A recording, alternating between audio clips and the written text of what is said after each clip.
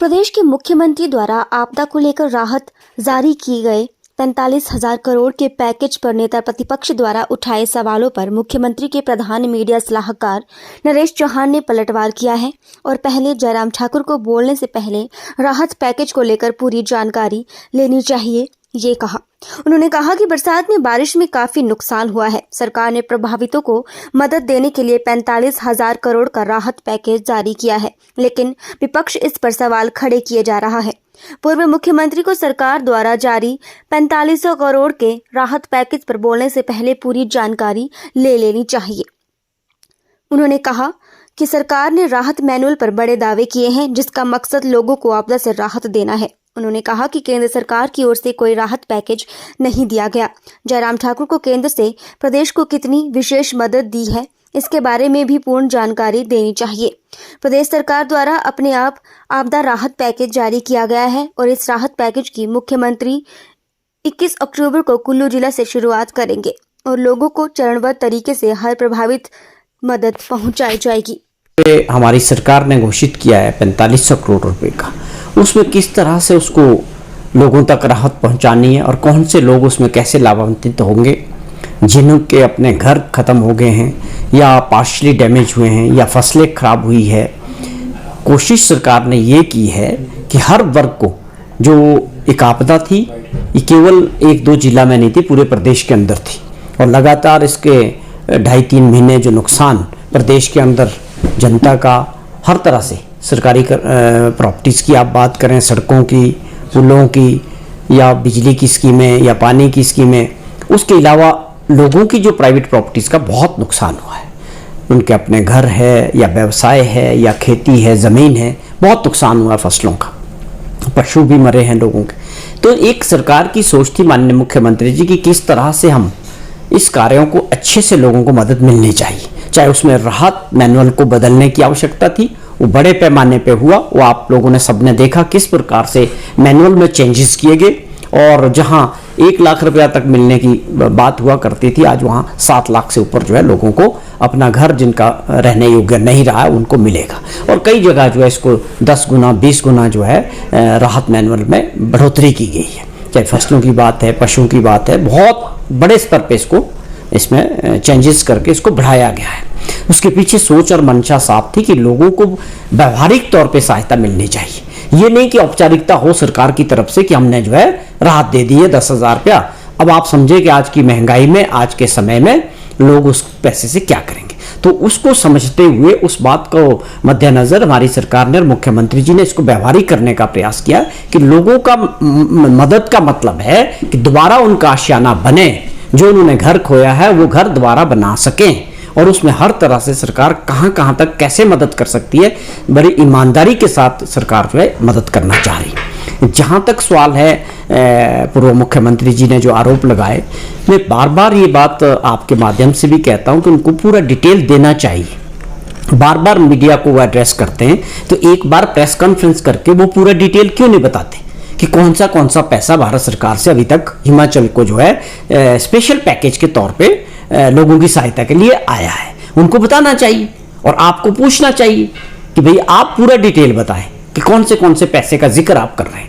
हमने तो 10 बार बता दिया, हमारे मंत्रिमंडल के सदस्यों ने बता दिया या हमने बता दिया, मुख्यमंत्री जी ने इस बात का जिक्र किया कि हमारे को आपदा के दौरान जो पैसा है वो कैसे कैसे मिला, उसका जिक्र हुआ। 1,180 करोड़ का हुआ, फिर 180 करोड़ सेकंड किस्त थी, उसके बाद 189 करोड़ थी, 200 करोड़ रुपया जो नड्डा जी आए थे उसके बाद मिले, या सड़कों का पैसा जो नेशनल हाईवेज में आना है।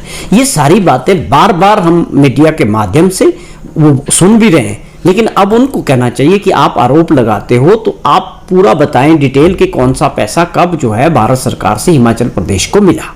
अब सवाल रहा कि जो हमने 4500 करोड़ रुपए का जो जिक्र, जो ये घोषणा की है, इसको जमीनी स्तर तक पहुंचाने के लिए इसके कार्यक्रम तय हो चुके हैं। इसका पूरा डाटा जो है डिस्ट्रिक्ट एडमिनिस्ट्रेशन के साथ हर कर्म में जितने भी हमारे मैकेनिज्म है पूरा तैयार है। मुख्यमंत्री जी 21 तारीख से कुल्लू में इस कार्यक्रम को आगे बढ़ा रहे हैं कि किस तरह ये लोगों तक पहुंचे। आप देखें, पहली बार ये जो प्रयास हो रहे हैं कि हम सीधे तौर पे जहां आपदा के समय राहत पहुंचाने की बात थी तो उसमें मुख्यमंत्री जी खुद, उनके मंत्रिमंडल के सदस्य फ्रंट लाइन में रहे।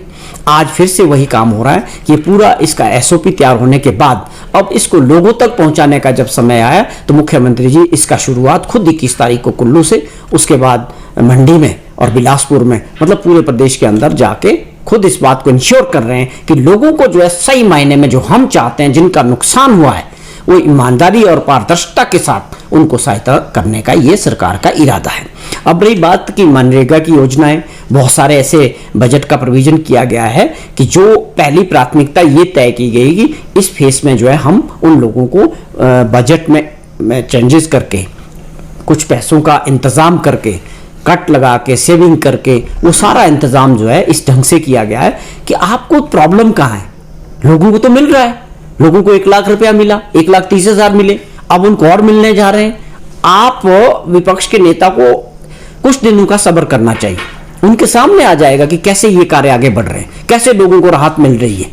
ये कोई सामने आएगा जब ओपन लोगों को बांटे जाएंगे, उनका जो बनता है, अगर किसी को 7 लाख मिल रहा होगा तो 7 लाख मिलेगा, आप भी देखेंगे, मीडिया सामने होगा, उसके कार्यक्रम हो रहे हैं, मुख्यमंत्री खुद जा रहे हैं।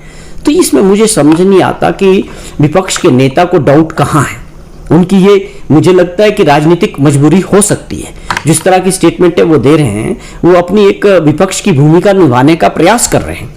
अदरवाइज वो समझते हैं कि जिस बेखूबी से हमारी सरकार ने और मुख्यमंत्री जी ने आपदा के दौरान काम किया है, उसी कड़ी में जिस प्रकार अब इसको जमीनी स्तर तक लोगों को मदद पहुंचाने का कार्य है, वो भी मुख्यमंत्री खुद फ्रंट लाइन में आके कर रहे हैं। वो बहुत सारी संस्थाओं ने इस बात को लेके मुख्यमंत्री जी का और सरकार का सराहना भी की है। वो एक बड़ी लंबी फहरिस्त है, हम इसके बारे में पहले भी चर्चा कर चुके हैं। वहां से सबक लेने की जरूरत है, सीखने की जरूरत है। ये राजनीतिक करने का समय नहीं है, लोगों को मदद करने का समय है। तो जयराम जी को भी, विपक्ष को भी इस बात को स्वीकार कर लेना चाहिए कि मुख्यमंत्री जी ने और उनकी सरकार ने ये आपदा के दौरान जो है अच्छा काम करने का प्रयास किया। ये बिल्कुल निराधार आरोप है, गलत आरोप है। ये केवल मात्र राजनीतिक दृष्टि से ये जो है स्टेटमेंट है।